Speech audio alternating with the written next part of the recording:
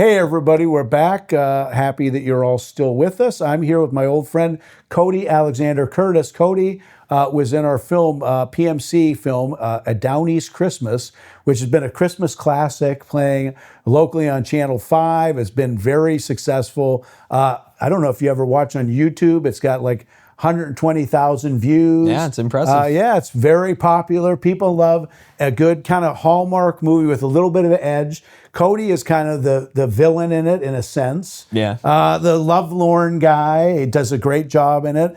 But we've talked since then. That was a couple years ago. But you've been kind of bouncing to Atlanta, a little bit back here. Yeah. Got a lot of really new, exciting projects. So we're happy to get a chance to talk to you. Yeah, well, first of all, thank you for having me, Luigi. Like, it's great to be back here in the studio. And first of all, shout out to Mark J. Parker, who regularly hosts acting classes here and who's a part of the main film community. Yes. So, yeah, it's just great to be here. Busy, but I'm glad I could make the time. Yeah, thank you. Thank you again. So, when we first met, you guys were had just graduated from USM, I believe, in that during kind of COVID times, acting school, kind of school for drama there. What have you been doing since? I know you had Suitcases. You had, was it called something Terrors, Night Full of Terrors? Yeah, Night Terrors. Night Terrors, all right. Tell us a little bit about some of these projects. Yeah, so this year has been... I'm very thankful that, first of all, I will say I'm very thankful that I grew up in the state of Maine, because for those of you who don't know, if you are an artist, a creative, an actor, a writer, if you are in the state of Maine, you're essentially setting yourself up to be a little piece of everything. You're not just going to be an actor or a writer or director. If you sort of want to break into the community in some sense, and it's kind of fun here because there's a lot less pressure, you sort of have to be a little bit of everything. So I will say that where I am right now is only because of the past 6-7 years that's built up to this point, when I was first introduced into the film community because of a good buddy of mine, Stephen Bennett. We were taking a short film screenwriting class at USM, and he said something to me that I will never forget. He looks right at me because he had a script that he finished that our instructor was like, "This is a really good script." He says, scripts without action, without production, they're just dreams. They're just dreams that are sort of just sitting there unless you get them made. Yeah. And that's sort of been a thought process that I've been keeping with me ever since then. Yeah. Now, as far as this year goes, because if we go anything previous to this year, we will get lost in the sauce, so to speak. Yeah. But currently, I have a film that I directed last year called Night Terrors, which stars the wonderful Corey Leger, and I'm actually co-producing with Mark J. Parker. So it's a story about a sister who is having really, really bad dreams, and she can't really seem to escape them. So she's trying to figure out if these dreams are reality or not, and how she can escape them if she can. This film is very short. It's a micro budget, so giving too many details away, it's a little difficult not to give too much away without spoiling it. Yes. But funny, when we filmed it, I was also doing a play at the time. And so the night before we started Tech Week, for anybody listening who doesn't know what Tech Week is in the theater world, Tech Week is where you have done all your rehearsing and all your preparation, and you take the 7 days leading up to your first performance, and you rehearse every single day, going over lines, tech stuff, blocking, everything. We filmed the night before from about 8 p.m. to 5 a.m. the next day. And so it came out better than I could have hoped. And it's just, for me, my ideal world in terms of storytelling now for me is I just want to tell stories that matter. That's ultimately where I am in terms of everything. All the stories that I have created myself, all the stories that I want to be a part of in film and theater, those things...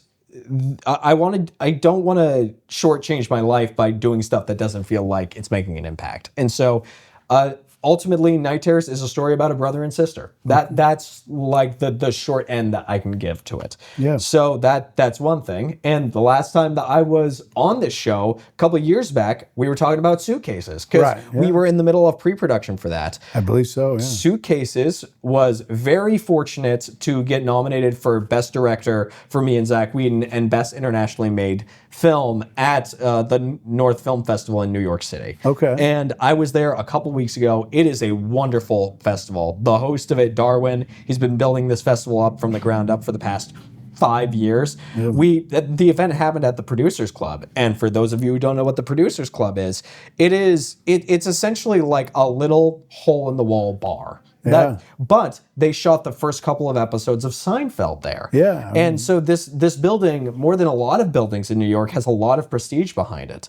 And I was very fortunate for a film that was being showcased there, because although Suitcases was something that was shown there and I was nominated for, I was also nominated for Best Actor for another film called Salt and Pepper, which is a film about an interracial relationship. Okay. And I was very fortunate to win Best Actor. Yeah. And I would say that the only reason why I won Best Actor is because the crew and cast I had with me when we made that. Our director, Karen Johnson, was wonderful. Like, she was very caring and very professional throughout the entire process from beginning to end. And so, yeah, I mean, but there's a couple of things else I could say, but I think I'm gonna take a breath. Yes, take a breath. Exactly. Well, so I know you're doing some stage work too. Is that correct? Coming up? That is correct. I was very fortunate to recently be cast in a production of The Laramie Project, which is happening at Schoolhouse Arts Center in Standish, which is, in my opinion, as far as community theater goes, I think it is one of the best. I've seen a few shows there. I think Schoolhouse Arts Center puts on off-Broadway quality shows, even though it is not off-Broadway in its community theater. One of my favorite shows I saw there was a production of The Odd Couple, and my friend Campbell Gibson was there. Bailey Hall was in that show, and the director of that show is actually going to be directing the Laramie Project. Now, the Laramie Project it's a very heavy story. It's a documentary style of play about the brutal murder of Matthew Shepard, who was a gay college student in Laramie, Wyoming. He was brutally murdered, and the Tectonic Theater Project, who wrote the play and originally created the play, they conducted over 200 interviews with over 400 hours of interview time, and this play is constructed from those interviews and from the actual court trials themselves. Yes. And it's a beautiful, devastating, heartfelt, and hopeful show that I'm very thankful that I get to be a part of. And the director is she's a professional, like through and through. I'm excited to start working with her. Yeah, and it's not to try to cannibalize the people that might go to see your show of it, but I believe it was a miniseries on HBO at one point. Yeah, it was either a movie or it was a miniseries. But I think it was on HBO. Matthew Shepard, he was dragged by these kind of homophobic guys, and it was a pretty brutal situation. It put a lot of light on kind of that type of hate crimes and stuff like that. Yeah. So we know a friend of our show, Greg Pomeroy. Do you know Greg? I've heard the name. He's the head of the Schoolhouse. He's like on the board. Yeah. He's been in the Young Frankenstein, I think, and a few other different fun projects those guys do.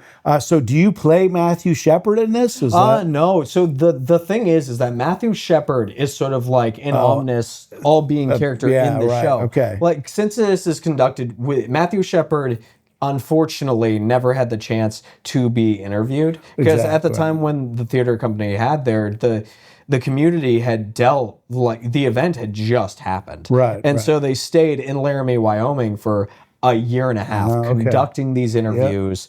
And just it's a very hard show. And this show, I know for me, knowing the roles that I'm cast, because the show is built to be played by 8 actors, but there is about 30 to 40 characters in this show. And it's very vaudeville in that sense. Yeah. But however, unlike a lot of vaudeville shows, it's not a comedy. Right. Like, from the very beginning of the show, you're getting into it's a very difficult show, but it is a show, honestly, in sort of the climate that we have right now, where a message of anti-hate and just building our communities together is something we need right now. Because ultimately, that's what, in the very introduction of the show, the creators of the play, they state that it wasn't meant to just be sort of an anti-hate, pro-gay show. It was a show that is built to bring awareness to American culture, that we don't have to have these sort of judgmental thoughts about each other. Like, people are just people at the end of the day. We all have hopes and dreams and goals and places that we want to get to. And for artists, one of the big things that drives us is we want to tell stories that matter. And that was one of the reasons why I auditioned for the show in the first place, is because this show I knew was going to mean a lot to me when I get into it. Funny enough, on the topic of talking about stories that matter, that's actually why the proof of concept that me and my creative partner, Angelina Buzelli, it's one of the reasons why we are making the film that we are now. Okay. And I know I'm going to sort of pivot us from the theater world into the film world. If you want to know more about the Laramie Project, it's very interesting to research. That's the one thing I will say. Yeah. I mean, we haven't even had our table read, but the amount of research I've done for the show, because, hi, I'm Cody Alexander Curtis. I'm an overachieving actor. Well, let me ask you a question about that. So how many roles do you play? Do you play several different people? Yes. I'm not at liberty to say which roles I am playing Which currently, ones? But I more can say I am playing multiple roles. Interesting. And this Okay. show is, if there is a show that could push me to be a better storyteller in the performative acting sense, this is the show that's going to do it. That is the best way I can surmise this. And this is, how do people get tickets for this, so that the people out there watching to check this out? This will be this spring or summer. It's going to be this summer. Yeah. Okay. The show itself. Schoolhouse Performing Arts, and they can find tickets on their website. Yeah, right? I don't know if the tickets are up yet. I will say the dates of the show, they go from June 13th to June 22nd. Okay. That's the dates of the show. If the tickets are not up now, the show is in June, they'll be up in the next month and a half. And I'm always on social media. If anybody wants to follow me, I am on Instagram as _Cody_Curtis. I am always updating stuff in regards to the things I'm a part of. So when I can talk about tickets and tell people when they can get them, They'll find you on there. they right? will. Yeah. Okay. Awesome. Absolutely. Well, you said you wanted to do a pivot back to movies again. I heard you say. Yeah. I want to do a pivot back to movies because, first of all, I do need to give a big shout out to my creative partner in all of this. Her name is Angelina Buzelli. Funny enough, she lives in Atlanta, but she grew up in Maine. She grew up in Maine. And 5 years ago, because for anybody who's been keeping track of what's going on social media, Whatever It Takes is a project that I have been working on for a long time. I started writing the script 5 years ago, and it was originally a completely different story. I got a lot of feedback for it, and then in 2023, I entered one of the earlier drafts of this feature-length script into a film festival, and it won the award for Best Screenplay. And Angelina got wind of that. And we became friends before the festival happened, and she's like, so, I think you have a script I need to read. Yes. And so she was about to go on Christmas vacation. And what she informed me of when she got back is she read that screenplay every single day that she was on vacation. And for me, that was enough. That love and dedication and feedback that she had, she was so invested from the get-go that I knew I had to have her as my co-writer and eventual co-creator on this. And we've been working on the feature script, but now the proof of concept for 14 months. 14 months. Like, we started pre-production back in February, and we have a lot of wonderful people attached to it. The feature script itself has been getting a lot of love. Recently, we found out it got into the Beverly Hills International Film Festival. Right. And for those of you who don't know, in terms of screenwriting competition, if it's not like the Oscars, the Beverly Hills International Film Festival is like an A-list film festival. It's where people like Quentin Tarantino and Al Pacino and so many of the actors and creatives we look up to. It's a festival they go to regularly. And so Angelina and I were just blown away, but not just by that, the feedback as a whole for this story. And I'll say what the story is, because I realized I've talked about how amazing this script is and this journey, but I haven't talked about what the story is. Yes. So all the feedback has been, we want to see this story get made. Basically, what this story is and what we're telling the public is it's a story about a young woman named Jessica whose sister disappeared 6 months or more and they've been looking for her. But at a certain point, the police department, this story takes place in the 80s, like nothing is turning up. And so they're like, we got to put our priorities elsewhere. But Jessica, she gets a hint that her sister might be in a certain location. So her and her boyfriend go to that location. And when they get there, they find these shady characters are there. And she thinks that these might be the people who took her sister. So she voluntarily allows herself to be taken by them. Yes. And in the hopes to find her sister. Now, although the kidnapping story and the message about violence towards women, that's a small portion of it. This ultimately is a story about generational trauma. Because every character in this script, every character has some kind of generational trauma that has impacted them in a major, major way. And it's a talking point that for me and Angelina is very important. But also, we know that if we were going to make a story like this, we had to make it entertaining while also delivering a very impactful message. Right. And so, and as far as the feature script, obviously, is doing very well. We've received a lot of feedback, and all the feedback is like, here's what we think you should work on, but we want to see this get made. As far as the proof of concept goes, it's been going exceptionally well, and we have some amazing people on board. I am very proud to say that as this is a female-led story, a lot of the heads of our crew are women. Mariah LaRoque is our assistant director. Yeah. Bailey Hall is going to be hair and makeup on the production. And then Sarah Massey, who is a friend of mine from Atlanta, she's going to be our director of photography. And Angelina, my creative photographer and my good friend, she's going to be our director for the proof of concept. And so there's that, but we're also working with Bodie Ouellette. Mark J. Parker is going to be our script supervisor. As far as our actors go, Angelina, her boyfriend Alex are both going to be in it. And then Angelina and I are playing the main couple in the film. Okay. But then my friend Matthew Delameter, who's a terrific actor, but not just a terrific actor. I've always said, I think he's a great actor. I think he's an even better man. And then another friend of mine, Liz Bishop. Matthew Delameter is a member of SAG. Liz Bishop is, she's just...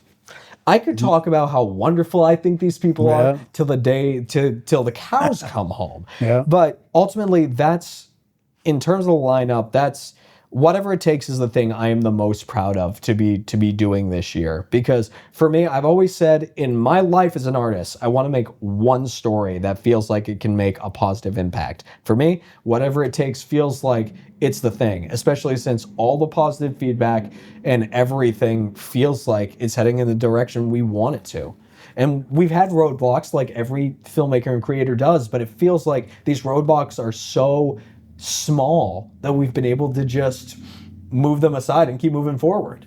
And now this is the one that the script has been in the Beverly Hills, and now you'll be filming this summer, you think, this fall upcoming, right? The feature script, the feature film is going to be made in the foreseeable future, but we're making a proof of concept. Proof of concept. For those of you who don't know, usually what a proof of concept means is you take a feature-length script and you condense it down to like 15, 20 minutes. Yeah. What we have done is we've taken what is the scene or scenes right before the title card appears in the feature script, and we've morphed it to fit what a proof of concept needs, which is to give an audience a taste of what we're trying to create. And this is something that the people can see soon.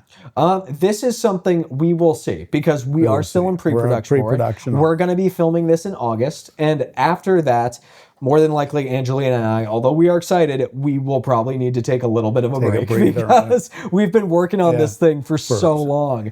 But after that, we will have a discussion about if we're going to be sharing this with the public, if we're going to be putting it into the festival circuit, or if we're specifically just going to put it into something that we can show to production companies so we can get the funding we need to make the feature. So people can see, do you have a YouTube page or different ways that people can see the different things? Yeah, so if you want to watch the stuff that I do, all of the films that I do that I am okay with showing publicly, you can find it on my YouTube page, Cody Curtis. Like Cody Curtis, literally my name. However, if you type in, let's say, Suitcases, I put as the title card, Suitcases, an award-winning short film, because it did win a few awards in other little festivals. However, and it's sitting right now, I believe I uploaded it 3 weeks ago. It's got like 5,500 views on it. But one of my previous films, Broken Petals, if you type in Broken Petals short film, that'll come up as like the first search result because I think it's sitting at 18,000 right now. Yeah.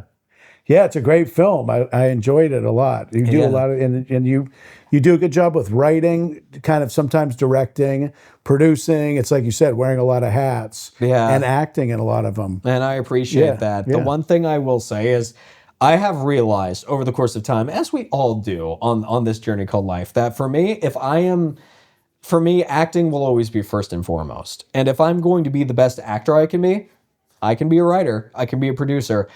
I don't have the capability to act and direct at the same time. Because I've realized for me, the best work for me as a storyteller comes when I have another director who takes my writing and knows how to morph my performance. And on that note, I would say I would not be where I am as far as I am if it weren't for so many people who I've worked with. I mean, you're one, obviously. Well, it's all, but I wanna give a shout out, of course, to my co-creator Angelina, because we've become extremely good friends over the course of this project.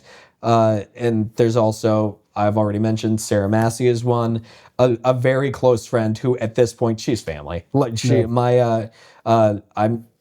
family. So my sister, Ashley Nyberg, she has been, honestly, it kind of feels like we're each other's therapist at this point because we just talk to each other so much. But we're both very, very creative people. And it feels like when one of us is down, we always pick the other one up to just keep going. So there's that. But there's also, Blake Wright is someone. And I want to give a shout out to my best friend, Zach Pope, who I met 7 years ago, not in the filmmaking circuit, but the film criticism circuit. Because for those of you who don't know, and I try to forget, I had a YouTube channel from 2016 to 2019 that just focused on film criticism. And my friend Zach, who's a film critic in Arizona, we actually met through that. And he's been one of my absolute champions from the get-go. And so, honestly, it's one of those things where if it were not for the people that I constantly have who have supported me from the beginning, I believe that everybody comes into your life for a reason. And if it's not for those people, I honestly can say I would not be where I am today. Well, I want to thank you so much for all of the time here. And look for Cody.